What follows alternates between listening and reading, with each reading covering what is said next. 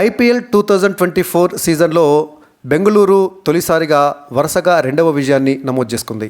గుజరాత్లోని నరేంద్ర మోదీ స్టేడియం వేదికగా గుజరాత్ టైటాన్స్తో జరిగినటువంటి మ్యాచ్లో ఆర్సీబీ ఘన విజయం సాధించింది.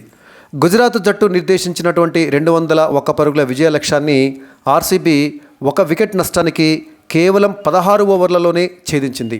సెంచరీతోటి విల్ జాక్స్, శివాలెత్తడంతో పాటుగా విరాట్ కోహ్లీ కూడా అద్భుతంగా రాణించడంతో ఆర్సీబీ సంచలన విజయాన్ని నమోదు చేసుకుంది. ఇక ఈ మ్యాచ్లో హీరో అంటే ఆర్సీబీ బ్యాటర్ విల్ జాక్స్ అని చెప్పాలి.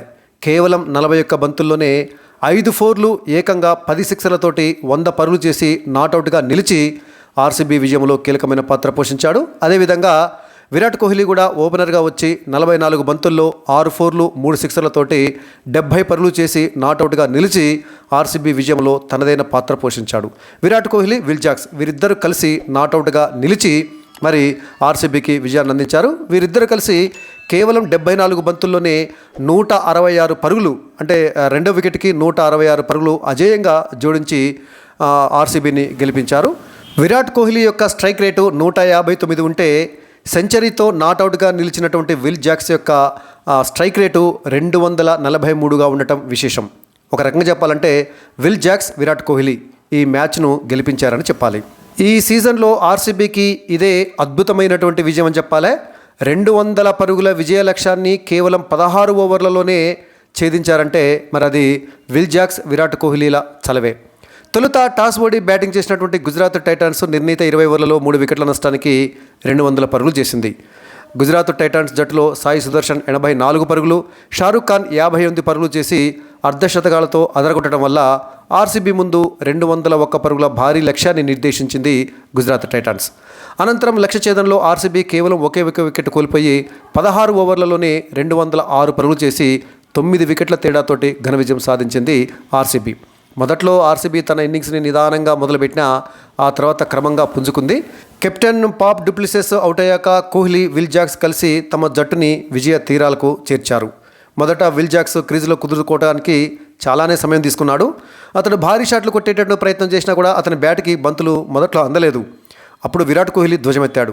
ఆచితూచి ఆడుతూనే భారీ షాట్లతోటి చెలరేగాడు కోహ్లీ. ఇక ఆ తర్వాత విల్ జాక్స్ క్రీజులో నిలదొక్కున్న తర్వాత ఆకాశమే హద్దుగా చెలరేగాడు. కోహ్లీకి బ్యాటింగ్ చేసే ఆప్షన్ ఇవ్వకుండా బౌండరీల సునామీ సృష్టించిండు విల్ జాక్స్. మొహిసిన్, రషీద్ ఖాన్ లాంటి డేంజరస్ బౌలర్లను సైతం ముచ్చమట్లు పట్టించి తన శతకం పూర్తి చేసుకోవడంతో పాటుగా జట్టును గెలిపించడంలో కీలకమైన పాత్ర పోషించాడు విల్ జాక్స్.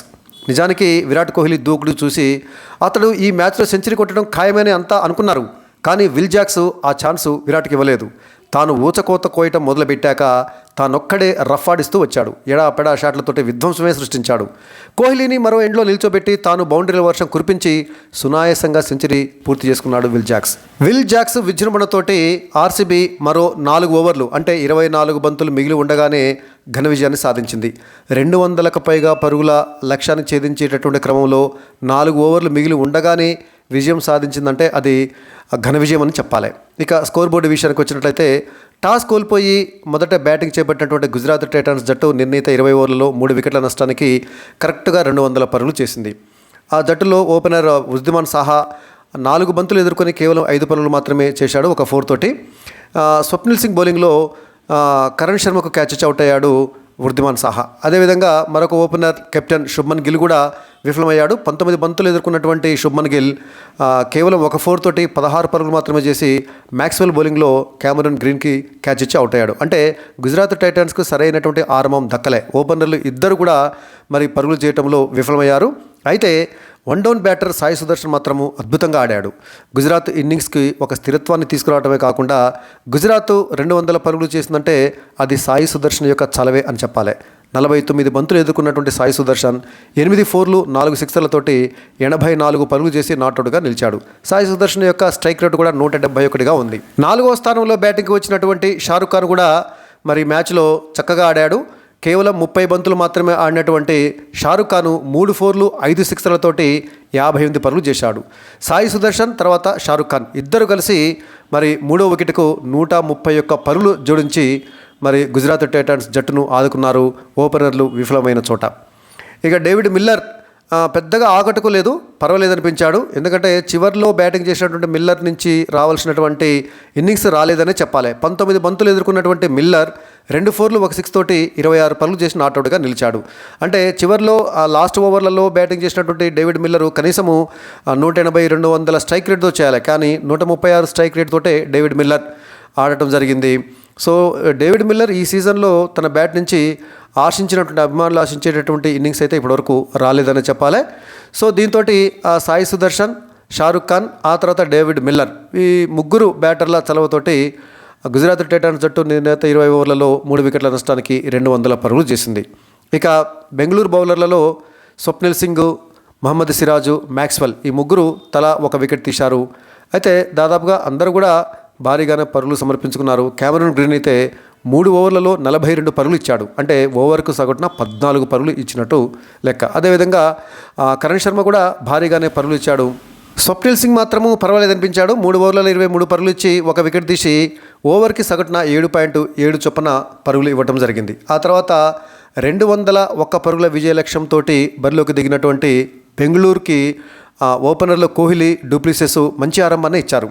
విరాట్ కోహ్లీ 44 బంతులు ఎదుర్కొని 6 4లు 3 సిక్సర్లతోటి 70 పరుగులు చేసి నాట్అవుట్గా నిలవగా, మరొక ఓపెనర్ కెప్టెన్ డూప్లిసిస్ 12 బంతుల్లో 1 4 3 సిక్సర్లతోటి 24 పరుగులు చేసి సాయి కిషోర్ బౌలింగ్లో విజయ్ శంకర్కి క్యాచ్ ఇచ్చి అవుట్ అయ్యాడు. ఇక 3వ స్థానంలో బ్యాటింగ్ వచ్చినటువంటి విల్ జాక్స్ 41 బంతులు ఎదుర్కొని 5 4లు 10 సిక్సర్లతోటి కరెక్ట్గా సెంచరీ చేసి నాట్అవుట్గా నిలిచాడు. దీంతో ఆర్సీబీ 16 ఓవర్లలోనే 1 వికెట్ నష్టానికి 206 పరుగులు చేసి 9 వికెట్ల తేడాతోటి ఘన విజయాన్ని సాధించింది. తన అద్భుతమైనటువంటి బ్యాటింగ్ తోటి సుడిగాలి ఇన్నింగ్స్ ఆడి సెంచరీ చేసి నాట్అవుట్గా నిలిచి ఆర్సీబీ విజయంలో కీలక పాత్ర పోషించినటువంటి విల్ జాక్స్కు player of the match award లభించింది. ఇక ఈ మ్యాచ్ తర్వాత పాయింట్స్ టేబుల్ ఒకసారి పరిశీలించినట్లయితే ఆర్సీబీ మ్యాచ్లు గెలిచినా కూడా మరి చివరి స్థానంలో అంటే 10వ స్థానంలోనే ఉంది. కాకపోతే ఏంటంటే కొంచెం గౌరవప్రదంగా పంజాబ్ కింగ్స్, ముంబై ఇండియన్స్తో కలిపి 3 విజయాలు సాధించినటువంటి ఆర్సీబీ నెట్ రన్ రేట్ తక్కువగా ఉండటంతో 10వ స్థానంలో ఉన్న పాయింట్స్ విషయంలో మాత్రము ముంబై ఇండియన్స్, పంజాబ్ కింగ్స్తో కలిపి 6 పాయింట్లు సాధించి 10వ స్థానంలో ఉంది. ఈ మ్యాచ్లో ఓడిపోయినా కూడా గుజరాత్ టైటాన్స్ 7వ స్థానంలోనే కొనసాగుతుంది. 10 మ్యాచ్లు ఆడినటువంటి గుజరాత్ టైటాన్స్ 4 విజయాలు 6 పరాజయాలతోటి కేవలం 8 పాయింట్లు మాత్రమే సాధించి సిఎస్కే అంటే చెన్నై సూపర్ కింగ్స్తో కలిసి 8 పాయింట్లు పంచుకున్న మెరుగైన నెట్ రన్ రేట్ ఉన్నటువంటి సిఎస్కే 6వ స్థానంలో, గుజరాత్ 7వ స్థానంలో నిలవటం జరిగింది. అంటే ఆర్సీబీ 3వ విజయాన్ని నమోదు చేసిన పాయింట్ల పట్టికలో మాత్రం 10వ స్థానంలోనే ప్రస్తుతం కొనసాగుతుంది. ఇక రాబోయే మ్యాచ్లలో ఆర్సీబీ యొక్క ప్రదర్శన ఎలా ఉంటుందో చూడాలి. ఇప్పుడు వరుసగా 2వ విజయాన్ని నమోదు చేసుకున్నటువంటి ఆర్సీబీ అది మామూలు విజయం కాదు, ఇలాంటి విజయం కాదంటారు చూసినారు. ఘన విజయాన్ని సాధించింది. 200 పై చిలుకు విజయ లక్ష్యాన్ని కేవలం 16 ఓవర్లలోనే అంటే కసిదీరా మరి బ్యాటింగ్ చేశారు అటు విల్ జాక్స్ కానీ ఇటు విరాట్ కోహ్లీ కానీ. ఇక మరి ఆర్సీబీ యొక్క తలరాత తర్వాత మ్యాచ్లలో ఏమైనా మారుతుందో ఏమో చూడాలి.